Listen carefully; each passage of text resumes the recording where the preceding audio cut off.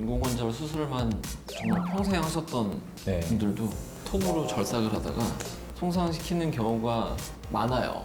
이 로봇 인공관절 수술은 그런 치명적인 합병증이 없습니다. 제가 아무리 밀어놔도 그 이상 가지 않도록 딱 잡아주는 최대한 안전하게. 그럼 로봇이 결국은 대리 수술을 하니까 그럼 원장님은 하는 동안 뭐 나가서 뭐 쉬다 오시거나 이제 뭐 커피 마시거나 뭐 옆에서 커피 그러나요? 마시고 있고.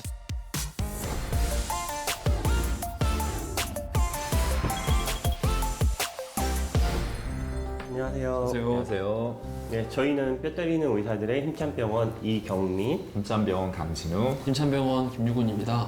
네, 오늘 저희가 이제 얘기할 내용은 로봇 수술입니다. 로봇 수술. 네. 네. 이제 의학이 좀 많이 발전을 하면서 이제 네. 로봇으로 이제 수술을 좀 많이 하잖아요. 네. 네, 그 중에서 이제 로봇 인공관절, 이제 저희 병원에서도 이제 시행을 하고 있는 그 수술에 대해서 한번 얘기해 보려고 하는데요.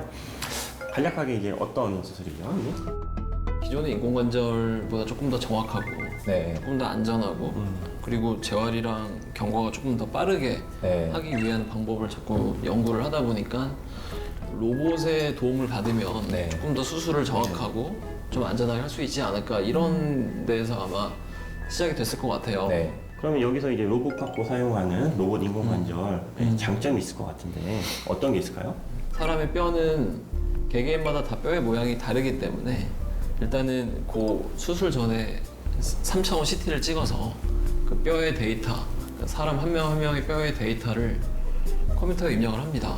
그러면 이제 로봇이 그거를 바탕으로 인공관절 사이즈나 네. 인공관절의 위치나 또 뼈를 어디를 얼마나 잘라야 되는지를 측정을 해줘요.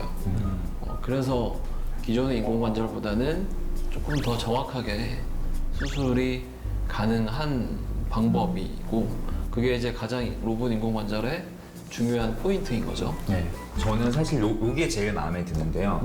뼈를 저희가 자르는데 사실 뼈를 다 잘랐다는 거를 느낌으로 알고 그 순간에 톱을 멈추게 되거든요. 근데 사실 무릎 뒤에는 굉장히 중요한 혈관하고 신경이 있어요. 네. 그래서 조금만 더 가면 사실 위험할 수가 있는 건데 요 로봇 인공관절 같은 경우에는 이제 잘라야 되는 바운더리를 노란색 선으로 딱 설정을 해줘서 제가 아무리 밀어놔도 그 이상 가지 않도록 딱 잡아주는 그게 있어서 이제 최대한 안전하게 네, 이렇게 수술할 수 있는 게 제가 봤을 때는 그게 최대 장점 중에 하나인 것 같아요.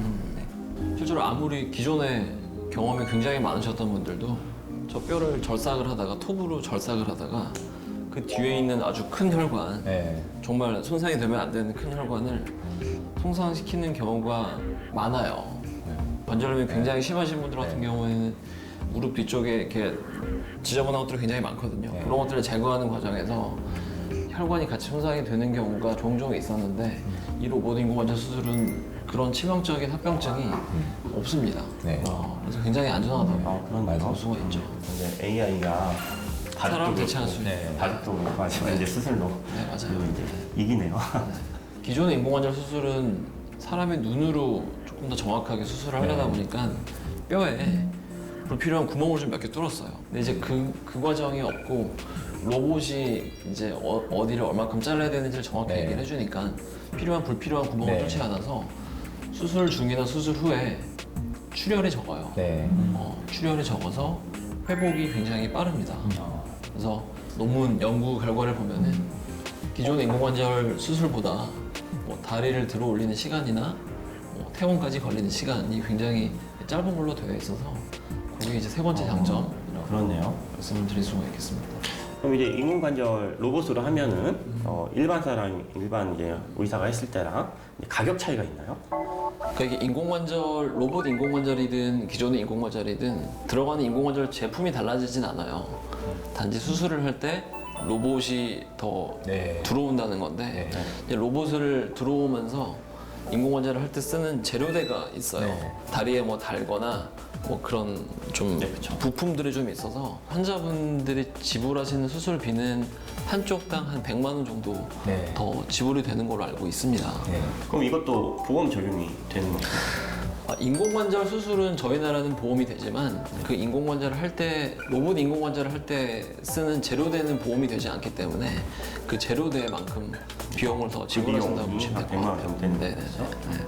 그럼 이제 요약하면 일단은 좀 더 정확하고 로봇이 이제 안정적인 이제 수술을 진행을 할 수 있는 거잖아요. 네네네.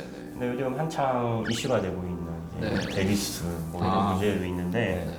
그럼 로봇이 결국은 데리스를 하니까 그렇죠? 로봇이 하니까. 그죠. 네. 그럼 원장님은 하는 동안 뭐 나가서 뭐 쉬다 오시거나 이제 뭐 커피 마시면 뭐 옆에서 커피 그러나요? 마시고 있고. 네? 네. 이게 환자분들이 제일 궁금해하시는 게 바로 그거거든요. 네, 맞아요. 내 수술 도대체 누가 하는 네. 거냐고. 근데 이제 수술 동영상을 저희가 좀 보여드릴게요. 네. 저 오른손으로 그쵸. 이제 로봇의 팔을 잡고 있는 네. 거고요.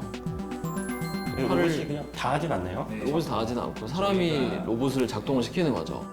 왜냐하면은 혹시나 로봇한테 다 맡겼을 때의 문제도 있을 거잖아요. 그렇죠. 저희가 이제 뭐 주변 연부 조직 같은 게 충분히 잘 벌려져 있고 그런 거를 확인하면서 최대한 안전하게 이제 수술을 하는 거죠. 그러니까 어쨌든 저희가 로봇 팔을 잡고 이렇게 왔다 갔다 하면서 저 화면을 보면서 이제 로봇이 애초에 원하는 이제 그 위치랑 자꾸 확인을 하는 거죠, 체크를 하는 거죠. 네.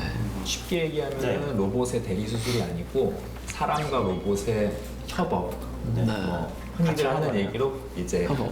콜라보레이션. 콜라보레이션. 콜라보레이션이라고 발음이 하죠. 대리술은 절대 아니고 네. 같이 하는 거죠. 네. 어디 나갈 수는 없겠네요. 이거 계속 아, 급조를 커피 해야 마시러? 되죠? 아, 네. 나가면 안 네. 돼요. 네, 못 나갑니다. 네, 그렇네요. 오히려 더 할 게 많아요. 네, 방금 말해주셨는데 이제 좀 더 할 게 솔직히 좀 네. 더 손은 좀 가잖아요, 많이. 그렇죠. 네. 네. 그럼 이제 그 단계에 대해서 혹시 뭐 설명을 좀 간단하게 해주실까요? 수술의 1단계는 수술 전 단계예요. 네. 수술 전에 그 환자를 이렇게 3차원 CT를 찍어서 그 환자의 이제 각기 다른 이제 뼈의 위치나 뼈의 크기 뭐 이런 거를 이제 컴퓨터로 입력을 하고 그 컴퓨터를 이제 로봇이 분석을 해서 뼈를 얼마나 잘라야 되고 환자한테 맞는 인공관절의 크기나 인공관절의 위치나 이런 걸 저희 정보를 줘서 이제 수술 전에 미리 수술 계획을 수립하는 게 1단계고요. 2단계는 이제 다리 축이나 인대 균형 같은 거를 고려해가지고 이제 수술 계획에 있었던 거를 직접 이제 확인을 하는 거죠, 수술 중에. 네. 그리고 3단계는 실제로 수술을 하는 건데 그 로봇의 도움으로 굉장히 안전하고 딱 필요한 만큼의 뼈만 이제 자르고 나서 딱 그 위치에 인공관절을 넣을 수 있는 그게 이제 3단계 3단계. 네. 말씀드릴 수 있겠습니다. 네, 그러면 이게 로봇 인공관절이 네. 장점만 있지는 않은 거예요? 네. 단점도 있나요, 혹시? 저희 기존 인공관절처럼 수술하기 전에 환자의 뼈의 데이터를 조금 몇 군데 입력을 하는 시간이 좀 있어서 이게 시간이 한 10분 정도 더 걸릴 수 있겠다는 생각을 했었는데 네. 실제로 좀 어떠세요? 그 처음에 그 CT 데이터랑 같이 맞춰가는 과정이 하면 할수록 빨라져서 저희도 경험이 쌓이지만 저희 수술에 들어오는 수술방 간호사 분들이라든지 그런 분들도 사실 점점 경험이 쌓이면서 사실 그 시간에 대한 부담은 거의 없어지는 것 같고 지금은 뭐 크게 문제 없이 빠르게 수술이 가능한 것 같아요. 그리고 사실 수술 끝나고 나서 저희가 전체 다리 엑스레이 사진을 찍거든요. 사실 저는 거기서 만족감이 엄청 많이 오는 것 같아요. 이게 뭐 원래도 어느 정도 이제 딱 중간에 떨어지게 잘 만들어 놓으려고 노력을 하지만 하다 보면은 이제 100명을 하면 다 그렇게 될 수가 없거든요. 이제 로봇을 이용해서 하면 거의 대부분 거의 이제 완벽에 가깝게 수술이 되거든요.